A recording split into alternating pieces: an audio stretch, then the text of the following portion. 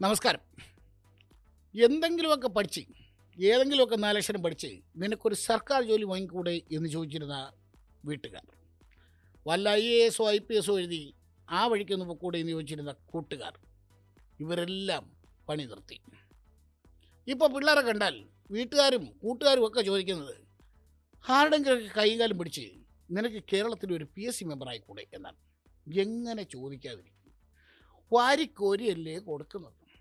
Onam bumper, Christmas bumper, new year bumper എന്നൊക്കെ പറയുന്നത് പോലെ PSC ബമ്പർ. ബുദ്ധിസ്ഥിരതയും ഇന്ത്യൻ പൗരനും മാത്രമായാൽ മതി PSC മെമ്പറായാൽ എന്നാണ് നിയമം. സംഭവം ശമ്പളം വാരിക്കോരി കൊടുക്കുന്നു, ആനുകൂല്യങ്ങൾ വാരിക്കോരി കൊടുക്കുന്നു, ലക്ഷങ്ങളാണ്. ഏതാണ്ട് 2.5 ലക്ഷം 3 ലക്ഷം രൂപ വരെ ശമ്പളം കിട്ടുമത്രേ. പിന്നെ 6 വർഷത്തെ സർവീസ് കഴിഞ്ഞാൽ മരിക്കുന്നത് വരെ പെൻഷൻ, ഫ്രീ ചികിത്സയൊക്കെ വേറെ, എന്തെല്ലാം ആനുകൂല്യങ്ങൾ. വണ്ടി, പവർ, പണം, പ്രതാപം, ഭരണഘടനാ പദവി. ഹോ, എങ്ങനെയെങ്കിലും ഒരു PSC മെമ്പറായാൽ മതി എന്ന് ആളുകൾ ചിന്തിച്ചാൽ അതിനെ എങ്ങനെ കുറ്റം പറയാൻ പറ്റും? സംഭവം PSC മെമ്പർമാർക്ക് നിങ്ങൾ ശമ്പളം കൊടുക്കാതിരിക്കുകയോ കുറയ്ക്കുകയോ കൂട്ടുകയോ അതൊക്കെ നിങ്ങളുടെ ഇഷ്ടം. പക്ഷേ എല്ലാത്തിനും ഒരു മര്യാദ വേണം എന്ന് മാത്രമേ പറയാനുള്ളൂ. PSC മെമ്പർമാർക്ക് ശമ്പളം വർദ്ധിപ്പിച്ചതിനെതിരെ പ്രതിപക്ഷമൊക്കെ വലിയ ബഹളം ഉണ്ടാക്കുന്നുണ്ട്. അവർ മോശമൊന്നുമല്ല. 5 മെമ്പർമാരുണ്ടായിരുന്ന PSCയെ അത് 5-ൽ നിന്ന് 8 ആക്കിയതും 8-ൽ നിന്ന് 15 ആക്കിയതും 15-ൽ നിന്ന് 21 ആക്കിയതും ഈ പറയുന്ന പ്രതിപക്ഷമാണ്. അത് വേറെ കാര്യം. പക്ഷെ അതിപ്പോൾ അവർ പറയൂല. ചുരുക്കത്തിൽ 2 പേരും ഇക്കാര്യത്തിൽ കണക്കാണ് എന്ന് മാത്രമേ പറയാനുള്ളൂ. പറഞ്ഞു വന്നതൊന്നുമല്ല. PSC മെമ്പർമാർക്ക്, അടുപ്പക്കാർക്കൊക്കെ ലക്ഷങ്ങൾ വാരിക്കോരി കൊടുക്കുന്ന ഈ നാട്ടിൽ തന്നെയാണ് കിട്ടുന്ന ശമ്പളം ഒന്നിനും തികയാതെ, രണ്ടറ്റവും കൂട്ടിമുട്ടിക്കാൻ കഴിയാതെ നിസ്സഹായരായ ആശാ വർക്കർമാർ, അവരിലൊരു ഭാഗം സെക്രട്ടറിന് വേണ്ടി കഴിഞ്ഞ 2 ആഴ്ചയോളമായി സമരം ചെയ്യുന്നത്. രാത്രിയെന്നോ പകലെന്നോ വ്യത്യാസമില്ലാതെ അവർ അവിടെ കാത്തിരിക്കുകയാണ്. അവർ പറയുന്നതിൽ ന്യായമുണ്ട്. ആ സമരം വളരെ ശക്തമായി തുടർന്നുമുണ്ട്. സർക്കാർ പറയുന്നു ഇന്ത്യയിൽ തന്നെ ഏറ്റവും കൂടുതൽ ഓണറേറിയം ആശാ വർക്കർമാർക്ക് നൽകുന്ന സംസ്ഥാനം കേരളമാണ്. ആയിരിക്കാം. പക്ഷേ ആ നൽകുന്ന ഓണറേറിയം, അല്ലെങ്കിൽ അവർക്ക് ഒരു മാസം കിട്ടുന്ന തുക കൊണ്ട് അവർക്ക് ജീവിക്കാൻ കഴിയുന്നു എന്നുള്ളതാണ് ഏറ്റവും വലിയ ചോദ്യം. അവർ പറയുന്ന കണക്കനുസരിച്ചാണെങ്കിൽ ഒരു ദിവസം 230 രൂപയാണ് അവർക്ക് ലഭിക്കുന്നത്. അതുതന്നെ പറയുന്ന എല്ലാ മാനദണ്ഡങ്ങളും പാലിച്ചാൽ മാത്രമാണ് ഈ പറയുന്ന പൈസ അവർക്ക് കിട്ടുന്നത്. മാസം 12,000-ഓ 13,000-ഓ രൂപ. ഇക്കാലത്ത് പട്ടിണി കിടക്കാൻ ദിവസം 500 രൂപ വേണമെന്ന് പണ്ടാരോ പറഞ്ഞ പോലെ ആ പൈസ കൊണ്ട് എങ്ങനെ ജീവിക്കാനാണ്? സർക്കാർ പറയുന്നതൊക്കെ ശരിയായിരിക്കാം. ഏറ്റവും കൂടുതൽ ഓണറേറിയം നൽകുന്നത് നമ്മുടെ കേരളമായിരിക്കാം. പക്ഷേ കേരളത്തിലെ മറ്റ് വിഭാഗങ്ങളുടെ കൂലിയുമായി തട്ടിച്ച് നോക്കുമ്പോൾ ആശാവർക്കന്മാരുടെ വേതനം വളരെ കുറവാണ് എന്നുള്ള കാര്യത്തിൽ ഒരു സംശയവും വേണ്ട.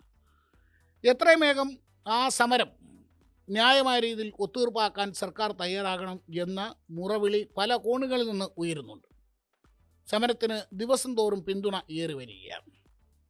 ഈ സമയത്താണ് കേരളത്തിലെ CI2-വിൻ്റെ ആരാധ്യനായ നേതാവ് സഖാവ് ഇളമരങ്കരിയും കഴിഞ്ഞ ദിവസം ദേശാഭിമാനിയുടെ എഡിറ്റ് പേജിൽ ഒരു നീണ്ട ലേഖനം. ആശാവർക്കന്മാരുടെ സമരത്തെ പെമ്പുളായി ഒരുമൈ സമരത്തോടാണ് ഇളമരങ്കരിയും ഊമിച്ചിരിക്കുന്നത്. എന്തിനു വേണ്ടിയാണ് ഈ സമര നാടകം എന്നാണ് CI2 നേതാവ് ചോദിച്ചിരിക്കുന്നത്. ഒരു രാഷ്ട്രീയ പ്രേരിതമായ സമരമാണ്. അതുകൊണ്ട് അതിൽ നിന്ന് അതിവേഗം അവർ പിന്തിരിയണമെന്നാണ് ഞങ്ങളുടെ അഭിപ്രായം. സമരത്തെ പിന്തുണച്ചില്ലെങ്കിലും അപമാനിക്കരുത് എന്ന് മാത്രമാണ് സഖാവ് ഇളമരത്തോട് പറയാനുള്ളത്. അല്ലെങ്കിൽ തന്നെ ജോർജ് ബുഷ് രാജിവെക്കണം, ട്രംപ് രാജിവെക്കണം, അല്ലെങ്കിൽ ലോക നേതാക്കളോട് നിങ്ങൾ മര്യാദയ്ക്ക് ഭരിക്കണം എന്നൊക്കെ പറയാൻ വേണ്ടി ഉപയോഗിച്ചിട്ട് ദേശാഭിമാനിയുടെ പേജിലാണ്, എഡിറ്റ് പേജിലാണ് തൊഴിലാളി സമരത്തെ തള്ളിപ്പറഞ്ഞുകൊണ്ട് തൊഴിലാളി നേതാവ് തന്നെ രംഗത്തെത്തുന്ന കാഴ്ച. കരീം സാഗാവിന് വന്ന് തൊഴിലാളി സമരങ്ങളോടൊക്കെ പൂച്ചവ. CI2 അല്ലാതെ ലോകത്ത് വേറൊരു തൊഴിലാളി യൂണിയൻ ഇല്ല എന്നുള്ള മട്ടിലാണ് അദ്ദേഹത്തിൻ്റെ നിലപാട്. ഇത് ശരിയാണ്. ചോദിച്ചപ്പോൾ അദ്ദേഹം പറയുന്നത് ആ സമരത്തിന് പിന്നിൽ കൃത്യമായി രാഷ്ട്രീയമുണ്ട്. എല്ലാ സമരത്തിനും പിന്നിലും രാഷ്ട്രീയമുണ്ട് സഖാവേ. രാഷ്ട്രീയമില്ലാതെ ഏത് സമരമാണ് നടത്തുന്നത്? സ്വാതന്ത്ര്യ സമരത്തിന് പിന്നിൽ പോലും രാഷ്ട്രീയമുണ്ട്. പിന്നെ പാട്ടപ്പിരിവ് നടത്തുന്ന ഏതോ സംഘടനയാത്രയും പാട്ടപ്പിരിവ് എന്ന് കേട്ടപ്പോൾ പുള്ളിക്ക് പൂച്ചവാ. തൊഴിലാളി വർഗ പ്രസ്ഥാനം കേരളത്തിലും ഇന്ത്യയിലും ഉണ്ടായത് ഇതുപോലുള്ള പാട്ടപ്പിരിവും സമരവും പ്രക്ഷോഭവും നാടകവും ഇങ്ങനെ ഒരുപാട് വഴികളിലൂടെ തന്നെയാണ്. തിരിഞ്ഞു നോക്കുമ്പോൾ സഹോദരൻ അതൊക്കെ പുച്ഛമായിട്ട് തോന്നുന്നതിൽ വലിയ അത്ഭുതമൊന്നുമില്ല. പാട്ടപ്പിരിവെന്നൊക്കെ പറയുമ്പോൾ നാട്ടുകാരുടെ മുന്നിൽ കൈനീട്ടുകയാണ് അവർ. സർക്കാരിന് മുന്നിൽ അവർ കൈനീട്ടുകയാണ് അന്നന്ന് ജീവിക്കാനുള്ള പൈസയ്ക്ക് വേണ്ടി. സമരം ഒത്തീർപ്പാക്കുന്നതിന് പകരം അവരെ ഇങ്ങനെ കളിയാക്കരുത്, അവരെ അപമാനിക്കരുത്. ഇളമരസ ചിലപ്പോൾ വലിയ മുതലാളിമാർ സംഭാവനയിൽ നിന്ന് ഇവരിൽ ചെക്കായിട്ടും വലിയ വലിയ തുകകളായിട്ടാണ് ഈ സംഭാവന നൽകുന്നത്. അതുപോലൊന്നുമല്ല, ഇവർ പാവങ്ങളാണ്. പിന്നെ CIT അല്ലാതെ മറ്റൊരു തൊഴിലാളി യൂണിയൻ ഇല്ല, മറ്റൊരു ട്രേഡ് യൂണിയൻ ഇല്ല എന്ന മട്ടിൽ സംസാരിക്കുകയും വരുന്നത്. എല്ലാ തൊഴിലാളികൾക്കും സമരം ചെയ്യാനുള്ള അവകാശമൊക്കെ ഉണ്ട്. അവർ സമരം ചെയ്യട്ടെ. അവരുടെ സമരം ന്യായമാണോ അല്ലയോ എന്നുള്ളതൊക്കെ പിന്നെ തീരുമാനിക്കാം. തൽക്കാലം അവരുടെ അവകാശം, സമരം ചെയ്യാനുള്ള അവരുടെ അവകാശത്തെയെങ്കിലും അംഗീകരിക്കണം എന്ന് മാത്രമാണ് പറയാനുള്ളത്. നിങ്ങൾ ഈ PSC മെമ്പർമാർക്കെല്ലാം വാരിക്കോരി ശമ്പളം എല്ലാം കൊടുക്കുമ്പോൾ ഒരു കാര്യം ആലോചിക്കണം. ഇവിടുത്തെ ഏറ്റവും അടിസ്ഥാന വർഗം എന്ന് പറയുന്ന നമ്മുടെ ആരോഗ്യ മേഖലയെ താങ്ങി നിർത്തുന്ന ആശാവർക്കർമാർ. കോവിഡ് കാലത്തൊക്കെ അവർ നമ്മുടെ ആരോഗ്യ മേഖലയ്ക്ക് നൽകിയ സംഭാവനകൾ ജീവൻ പോലും പണയം വെച്ചാണ് അവർ നാട് മുഴുവൻ ഇറങ്ങി പണിയെടുത്തത്. എരിവെയിലത്തും പൊരിവെയിലത്തും ഓടി നടന്ന് പണിയെടുക്കുന്ന അവർ ഇപ്പോൾ സെക്രട്ടറിയേറ്റിന് മുന്നിൽ രാത്രി എന്നോ പകലെന്നോ വ്യത്യാസമില്ലാതെ സമരം ചെയ്യുക. ആ സമരത്തെ അപമാനിക്കരുത്. ലക്ഷക്കണക്കിന് രൂപ PSC മെമ്പർമാർക്ക് കൊടുക്കുന്ന ഇതേ നാട്ടിലാണ് അടിസ്ഥാന വർഗം രണ്ടറ്റവും കൂട്ടിമുട്ടാൻ നിവൃത്തിയില്ലാതെ തുച്ഛമായ ശമ്പളവും വാങ്ങി നീതിക്ക് വേണ്ടി പോരാടുന്നത്.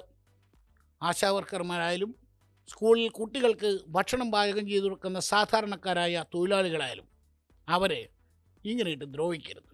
അവരുടെ പ്രശ്നങ്ങൾ പരിഹരിക്കണം. തൊഴിലാളി ഐക്യം സിന്ദാബാദ്. കാണാം.